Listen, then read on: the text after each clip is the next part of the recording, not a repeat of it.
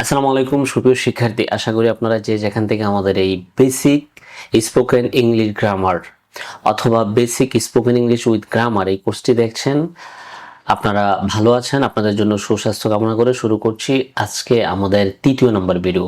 তার পূর্বে আপনারা যারা আমাদের দুইটি ক্লাস দেখেছেন অলরেডি তারা এই ক্লাসটি দেখে নেবেন, আর যারা তৃতীয় নম্বর ভিডিওটি সরাসরি দেখতে চাচ্ছেন আমি অনুরোধ করব আপনারা পিছনে দুটি ক্লাস দেখে আসবেন, না হয় আমাদের ক্লাসগুলোর ধারাবাহিকতা যদি আপনি না রাখেন ক্লাসগুলো ভালোভাবে বুঝতে পারবেন না।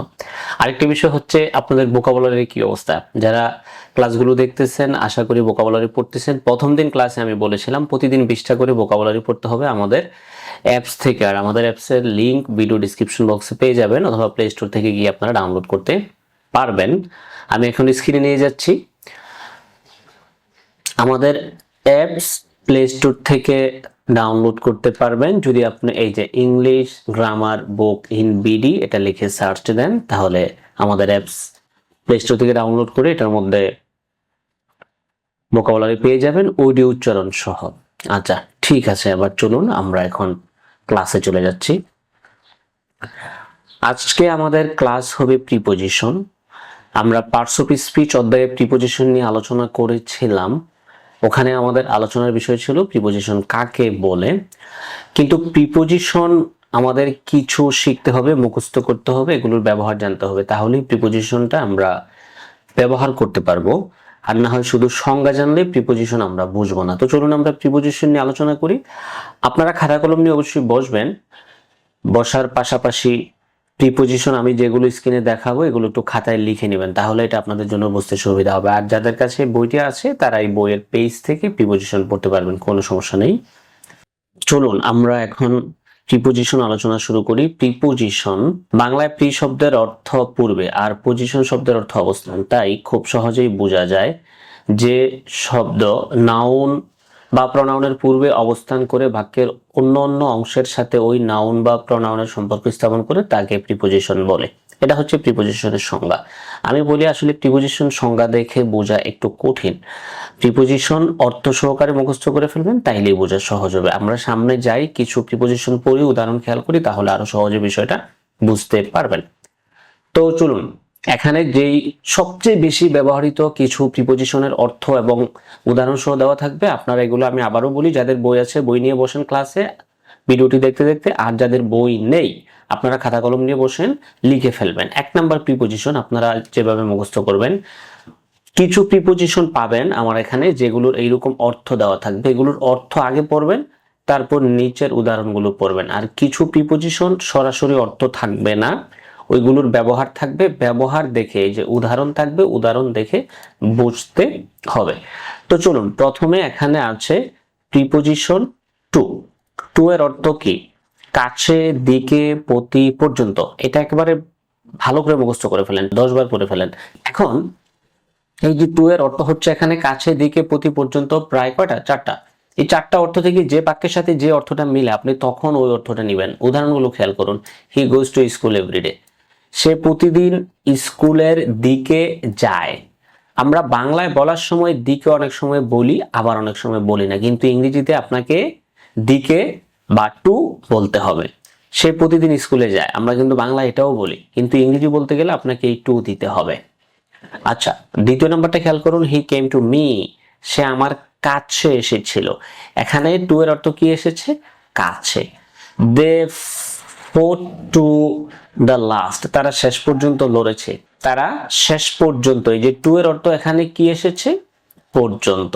আই প্রে টু আল্লাহ, আমি আল্লাহর কাছে দোয়া করি, আল্লাহর কাছে দোয়া করি। এখানে টু এর অর্থটা কি আপনারা কমেন্ট বক্সে বলবেন, আমি এটা বললাম না মুখে। একটু ব্যতিক্রম কয়েকটি খেয়াল রাখতে হবে। হোম, অ্যাব্রোড, দেয়ার, হেয়ার, দেয়ার, এই 4টি শব্দের পূর্বে সরাসরি প্রিপোজিশন বসে না, তবে এই ক্ষেত্রে আবার ফ্রম, হেয়ার টু, দেয়ার এই জায়গাটাতে প্রিপোজিশন বসবে। তাছাড়া এই 4টি শব্দের পূর্বে প্রিপোজিশন টু বসে না, কিন্তু এই শব্দগুলোর পূর্বে যদি আরেকটি শব্দ থাকে তার পূর্বে প্রিপোজিশন বসতে পারে। আশা করি বিষয়টি বুঝতে পেরেছেন। আর এই ব্যতিক্রমী অংশটি বিভিন্ন একাডেমিক পরীক্ষায়, ইউনিভার্সিটি এডমিশন টেস্ট সহ বিভিন্ন পরীক্ষায় এটা আসে, কিন্তু বা জব পরীক্ষা বা চাকরি পরীক্ষায়। তো আর উদাহরণগুলো এখানে যা দেওয়া আছে এগুলো পড়বেন, নিজেরা নিজেরা কিছু উদাহরণ বানায় প্র্যাকটিস করবেন, তাইলে সহজ হবে। নেক্সটে চলুন ইন। দেখেন ইনের এখানে কোনো সরাসরি অর্থ নেই, বাট ইনের কিছু ব্যবহার পাবেন। ভিতরে মধ্যে বোঝাতে ইন ব্যবহৃত হয়, যেমন he is in the room, সে ঘরের ভিতরে আছে।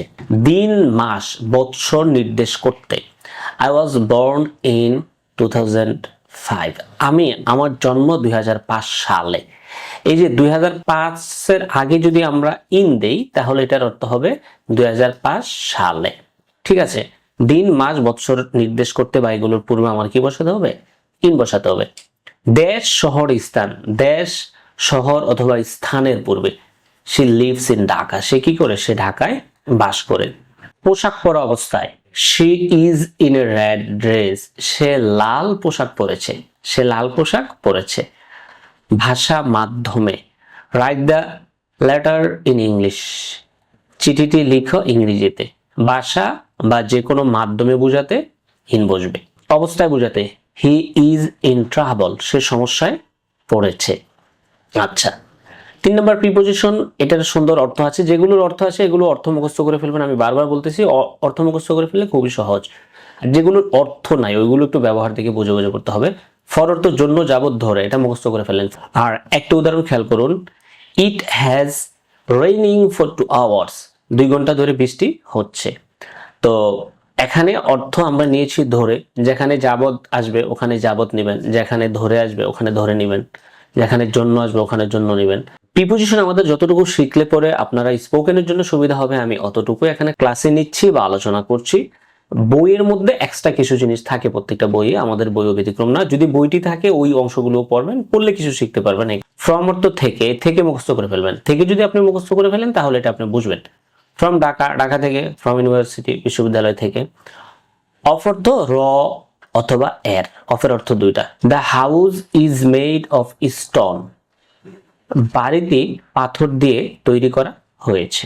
অনের সরাসরি কোনো অর্থ নেই এখানে, খেয়াল করুন। আমরা অনের ব্যবহার থেকে শিখতে হবে। 1 নম্বর হচ্ছে উপর অথবা উপরে বোঝাতে, বইটি টেবিলের উপর আছে, দেখতে পাচ্ছেন, the book is on table, বইটি টেবিলের উপরে আছে। কোনো কিছু চালু থাকা অবস্থায় বা চালু বোঝাতে, দ্য লাইট ইজ অন, লাইটটা জ্বালানো বা চালু আছে। নির্দিষ্ট দিন তারিখ মাস বোঝাতে ইনো বসে, অন বসে। The meeting is on Monday, আশা করি বুঝতে পেরেছেন। His exam is on 5th June, তার পরীক্ষা 5 জুন বা বিষয় বোঝাতে, হি রোট এ বুক অন হিস্ট্রি, সে ইতিহাস বিষয়ে একটি বই লিখেছে। যানবাহন দ্বারা বোঝাতে বা যানবাহনে বোঝাতে, he is on the bus, সে বাসে আছে। আচ্ছা, কারো উপর দায় দায়িত্ব বোঝাতে, কারো উপর দায় অথবা দায়িত্ব, ইট ইজ অন ইউ, এটা তোমার দায়িত্ব। ওকে, 7 নম্বর প্রিপোজিশন, বায়র্থ দ্বারা, মাধ্যমে, এটা সরাসরি অর্থ মুখস্থ করে ফেলবেন। যেগুলো আমি বারবার বলি, যেগুলোর অর্থ আছে অর্থ মুখস্থ করে ফেললে একেবারে সহজ, এখানে বুঝতে আপনার জন্য সহজ হবে। যেমন উদাহরণটি খেয়াল করুন, the song was sung by her, গানটি তার দ্বারা গাওয়া হয়েছে। 8 নম্বর প্রিপোজিশন হচ্ছে উইথ, দ্বারা, দিয়ে, সাথে। অর্থ মুখস্থ করে ফেলেন, হি কেম উইথ মি, সে আমার সাথে এসে ছিল। ওকে, অফের ব্যবহার, অফ অর্থ বন্ধ, কোনো কিছু বন্ধ বোঝাতে, লাইটটা বন্ধ আছে, turn off the TV, TV বন্ধ করো। অফের আরো কিছু ব্যবহার, অফের সরাসরি অর্থ নেই, কিছু ব্যবহার আছে, এগুলো খেয়াল করুন। দূরে, আলাদা বোঝাতে, সে দূরে চলে গেল। তারপর হচ্ছে খুলে ফেলা, সরানো বোঝাতে, টেক অফ ইউর শুজ, তোমার জুতা খুলে ফেলো। ছাড় বা কমানো বোঝাতে, 20% অফ মানে 20% ছাড়। দ্য শার্ট ইজ 30% অফ, এই শার্টে 30% ছাড় আছে। দিকে, থেকে বোঝাতে, he fell off the bike, সে বাইক থেকে পড়ে গেল। The apple fell off the tree, আপেলটি গাছ থেকে পড়ে গেল। আচ্ছা, 10 নম্বর হচ্ছে ইন্টু। ইন্টুর তো কোনো কিছুর ভিতরে, ইন্টুর ব্যবহার সরাসরি অর্থ নেই, ব্যবহার। 1 নম্বরে ভিতরে, কোনো কিছুর ভিতরে বোঝাতে, হি ওয়ান ইনটু দ্য রুম, সে রুমের ভিতরে গেল। 2 নম্বরে ব্যঙ্গে রূপান্তরিত হয়, মানে একটা বস্তু থেকে আরেকটা বস্তুতে রূপান্তরিত হয়ে বোঝালে ইনটু ব্যবহার হয়। ওয়াটার টার্নস ইনটু আইস, পানি বরফে পরিণত হয়। আগ্রহ থাকা বোঝাতে, সে সঙ্গীতে আগ্রহী। He is into music. আচ্ছা, 11 নম্বর হচ্ছে অ্যাবাভ। অ্যাবাভ শব্দের অর্থ হচ্ছে উপর, উপরে। উপরে বোঝাতে অ্যাবাভ বসে, যেমন the water came above our knees, আমাদের হাঁটুর উপরে জল এসে গেল। মানে আপনি কোথাও লেকে অথবা কোথাও পানিতে নামতেছেন, আপনার হাঁটুর উপরে জল উঠে গেছে, এটাই বোঝাচ্ছে এখানে অ্যাবাভ মানে উপরে। অ্যাবাভের যেহেতু অর্থ আমি উদাহরণ একটি বোঝাচ্ছি, আছে অর্থ, এই জন্য অ্যাবাউট। অ্যাবাউট অর্থ সম্পর্কে, প্রায়, বিষয়ে, কাছাকাছি অথবা কাছে। সম্পর্ক বিষয়ে বোঝাতে অ্যাবাউট বসে, যেমন I knew something about it, আমি এটা সম্পর্কে কিছু জানতাম। আচ্ছা, ওকে। আফটার অর্থ পরে। আফটার অর্থ পরে, এটা মুখস্থ করে ফেলবেন। পরে বোঝাতে আফটার বসে, যেমন হি কেম আফটার মি, সে আমার পিছু পিছু এলো বা সে আমার পরে এলো, এরকম বিষয়টা। আর একটা বিষয় খেয়াল রাখবেন, ইংরেজিতে বাংলায় এই যে পিছু পিছু আসা যেই কথা, পরে আসা কিন্তু একই কথা। এখানে পিছু পিছু দেখে, এই জায়গায় পিছু পিছু দেখে আপনি ঘাবড়ানোর কোনো কারণ নাই যে এখানে আমি আফটার অর্থ বললাম পরে, কিন্তু বাট এখানে আছে পিছু পিছু। আপনাকে বুঝতে হবে পরে যেই কথা, পিছু পিছু একই কথা। এই জায়গায় একেবারে স্পেসিফিক পরেই থাকতে হবে, বিষয়টা এরকম না। পরের কোনো কাছাকাছি বা সমর্থক শব্দ থাকতে পারে, আর ইংরেজিতে আপনি ওখানে আফটার ইউজ করবেন। 14 নম্বর হচ্ছে বিফোর অর্থ আগে, এর আগে, সামনে। আফটার অর্থ যেমন পরে, বিফোর অর্থ আগে। সোজা আফটারের বিপরীতটা হচ্ছে বিফোর। পূর্বে বোঝাতে বিফোর বসে, যেমন হি কেম বিফোর লাঞ্চ, তিনি দুপুরের খাবারের আগে এসেছিলেন। অ্যামাং অর্থ মধ্যে দিয়ে, কিছুর মধ্যে, চারদিকে বেষ্টিত বোঝাতে অ্যামাং বসে। There is a house among trees, গাছের মাঝে একটা ঘর আছে, এরকম। দুইয়ের অধিকের মধ্যে বোঝাতে divide the mangoes among the three boys, এখানে যদি দুই থেকে বেশি কোনো কিছুর মধ্যে আপনি কোনো কিছু ভাগ করে দেন, তখন অ্যামাংটা ব্যবহার হয়। ঠিক আছে, দুঃখিত, দুইয়ের মধ্যে। দুইয়ের থেকে বেশি যদি হয়, এটার আরেকটা প্রিপোজিশন আছে, সামনে পাবেন। আচ্ছা, উইদিন অর্থ ভিতরে, মধ্যে, সীমার ভিতরে, অন্তরালে। উইদিন কি বলছি? ভিতরে, মধ্যে, সীমার ভিতরে, অন্তরালে। সময়ের মধ্যে বোঝাতে উইদিন বসে, যেমন he will come back within a month, এক মাসের মধ্যে তিনি ফিরে আসবেন। সামর্থ্যের মধ্যে বোঝাতে উইদিন বসে, he should live within our means, আমাদের সাধ্যের মধ্যে বসবাস করা উচিত, সাধ্যের মধ্যে। আচ্ছা, ওকে।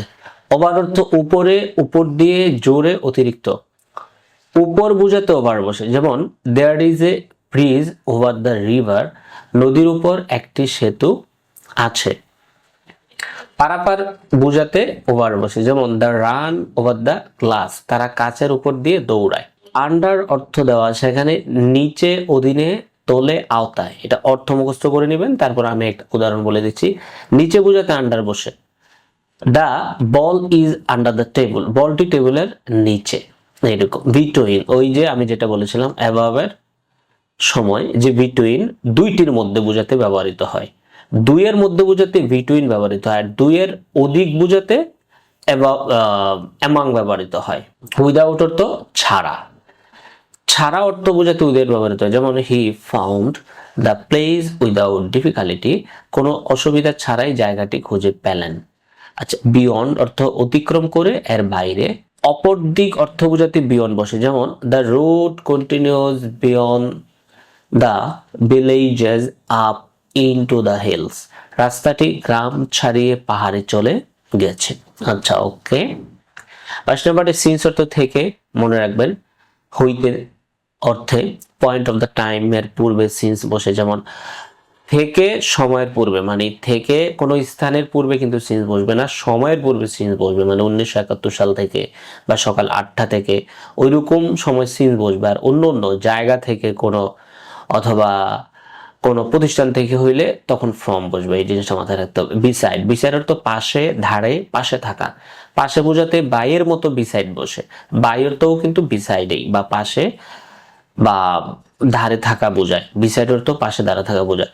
থ্রো অর্থ মধ্য দিয়ে, ভিতরে, মধ্য দিয়ে বোঝাতে থ্রো বসে, যেমন থ্রো স্ট্রাগল, সংগ্রামের মধ্য দিয়ে। অ্যাক্রস অতিক্রম করে, বিপরীত পাশে, ছেদ করে।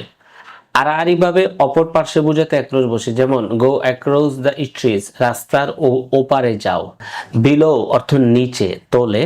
নিম্নবর্ণিত নির্দিষ্ট পরিমাণ বা সংখ্যা কম পর্যায়ের নিচে বোঝাতে বেলো বসে, যেমন মাই পার্টিকুলার্স আর গিভেন বেলো, আমার বিবরণ নিচে দেওয়া হয়, এরকম।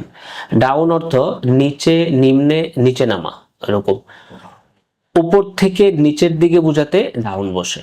The boy has fallen down from the roof, ছেলেটি ছাদ থেকে নিচে পড়ে গেছে।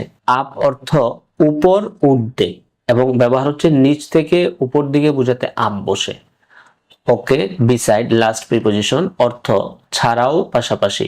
এছাড়াও বোঝাতে বিসাইড বসে, যেমন I have another pen beside this, এর বাইরে আমার আরেকটি কলম আছে। আশা করি বুঝতেই পেরেছেন, প্রিপোজিশন খুবই গুরুত্বপূর্ণ একটি বিষয়। এখানে যে কমন প্রিপোজিশন গুলো অর্থ সহকারে এবং ব্যবহার সহকারে দেওয়া আছে, আপনারা খাতা কলমে দয়া করে নোট করে এগুলো মুখস্থ করে নেবেন। আশা করি প্রিপোজিশনের ঝামেলা সারা জীবনের জন্য ইংরেজি থেকে দূর হয়ে যাবে। তো দেখা হচ্ছে 4 নম্বর ভিডিওতে। আসসালামু আলাইকুম।